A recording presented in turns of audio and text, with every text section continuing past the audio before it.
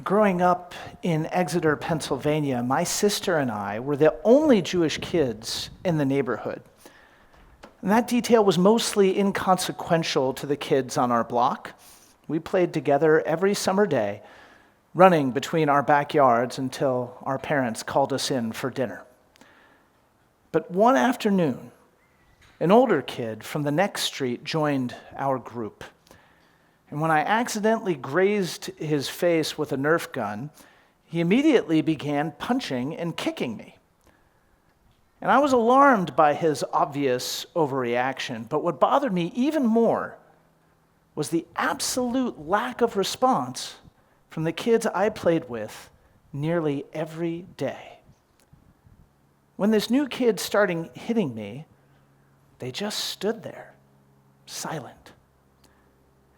And when he called me a dirty Jew, they just stood there, silent. And as I turned to leave, they just stood there, silent. But their silence spoke volumes.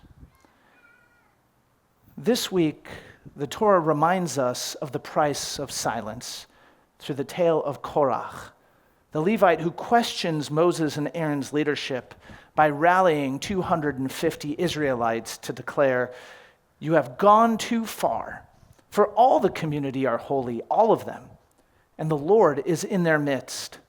Why then do you raise yourselves above the Lord's congregation?" Korach's plea with its populist call for equity and spiritual dignity sounds awfully pleasant to the modern mind, but beneath his gallant rhetoric lies a treacherous snare.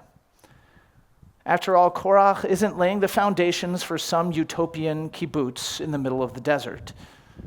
Rather, he intends to replace Moses, first by sowing discontent among his fellow Israelites, and next by alleging that Moses is abusing his position to enrich himself and deceiving the people about his dialogue with God.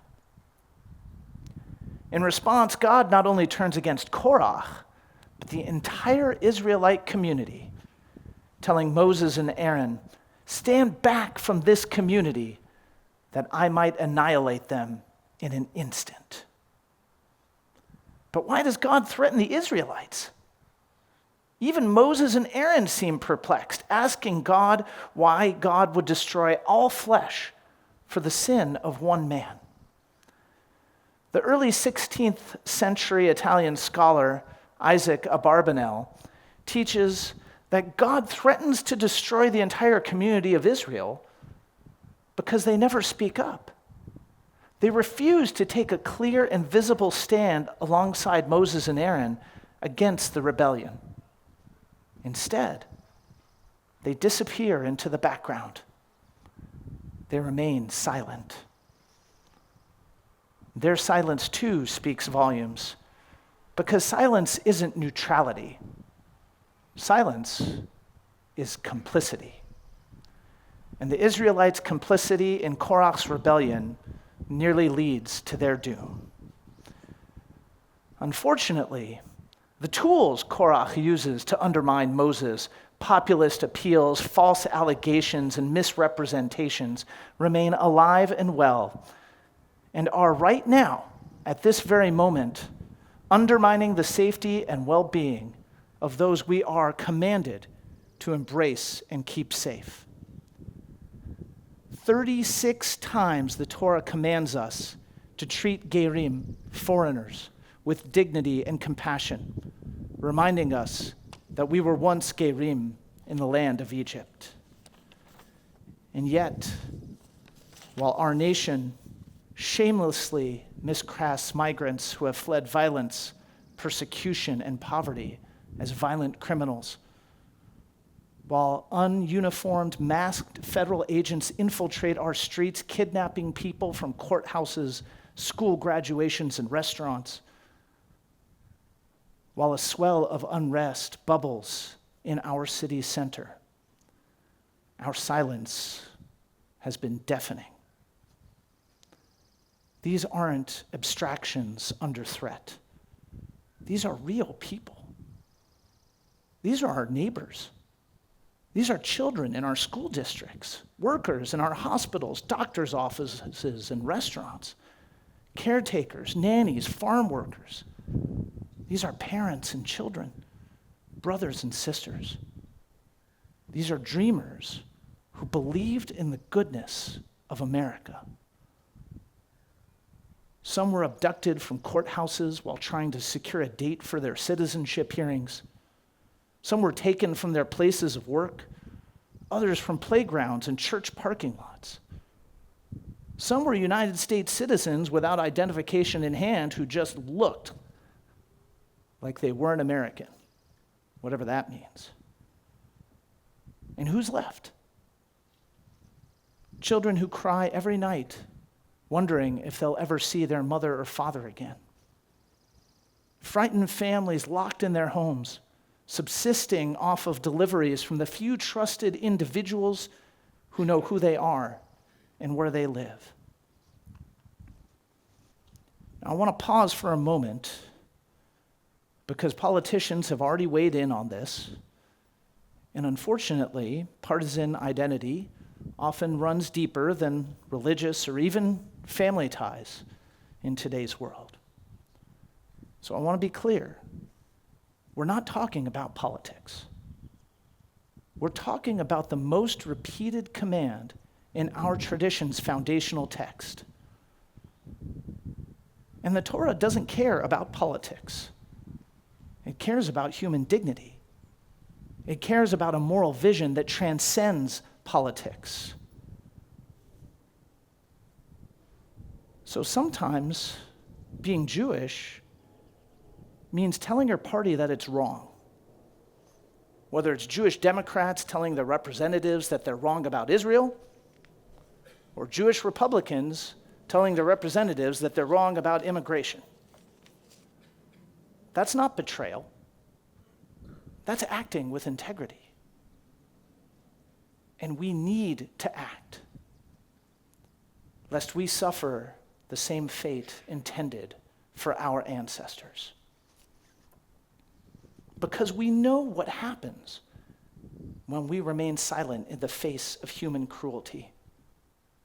We know what happens when armed thugs are allowed to roam the streets and seize people without warning. We know what happens because it's happened to us.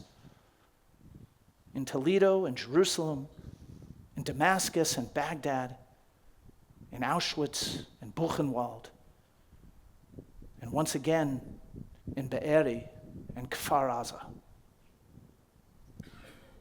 And we know what it feels like to look on, horrified, as the people who should be there for us stand by in silence, or worse yet, brazenly justify our pain and suffering. We know what it feels like to be completely ignored, to be disregarded as if we aren't deserving of human dignity. And so our silence as a temple community, as a Jewish community, must come to an end. We must speak. We must object. We must do everything we can, delivering groceries and essentials to families too frightened to leave their homes. We must join ranks with organizations like HIAS and Jewish Family Service that help refugees and asylum seekers. And we must tell our representatives that they are risking our support, our donations, and our vote if they continue to stand idly by while our neighbors suffer from state-sanctioned violence. These are all measures we can take safely and legally. The law permits us to feed, house, and defend the rights of those in need. The law allows us to advocate and to bear moral witness. And where the law falls short of our mandate to embrace the ger, we can use our name, our resources, and our vote to change it.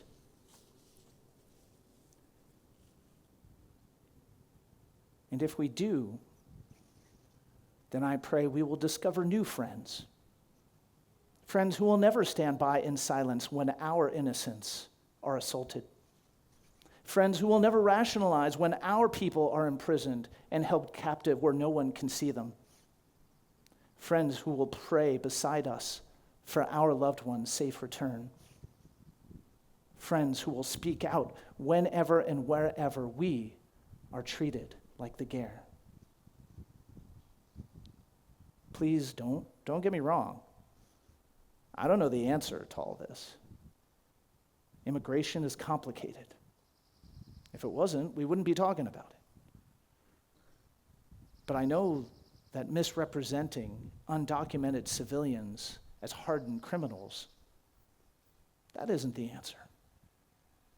And I know that whisking people off the streets, that isn't the answer. And I know that turning a blind eye to cruelty, that isn't the answer either. It never is. And if our tradition's insistence to love and protect the ger isn't enough to stir us to action, then please remember this. If masked Gestapo can come in the middle of the night to seize undocumented civilians, you can be sure they'll have no problem coming in the middle of the night for us too. As my grandfather of blessed memory, a man who survived Auschwitz and Bergen-Belsen, once reminded me, everything they did to us was legal. Everything. All it takes is the stroke of a pen and people willing to stand by in silence. Shabbat shalom.